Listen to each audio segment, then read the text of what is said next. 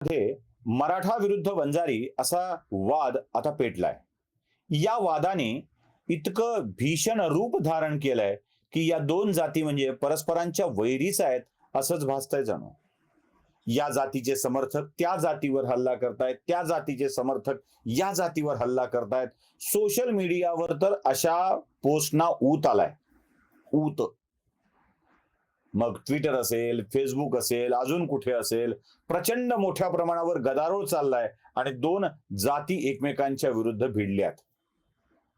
कधी कधी भीती वाटते, प्रसंग पडला तर या दोन जाती प्रत्यक्षात सुद्धा एकमेकांच्या विरोधात रस्त्यावर उतरतील का? खरंच या दोन जातींच्या मध्ये इतकं वितुष्ट आहे का? म्हणजे आताशा तर अंजली दमानी यांसारख्या बाहेरच्या व्यक्तीकडून, ज्यांचा बीड जिल्ह्याशी दुरान्वयाने संबंध नाही, पण लोकाचा तवा तापलाय म्हणून आपल्या भाकरी घेऊन यायची सवय ज्यांना असते, त्यापैकी एक अंजली दमानी आहे. त्या उतरल्यात.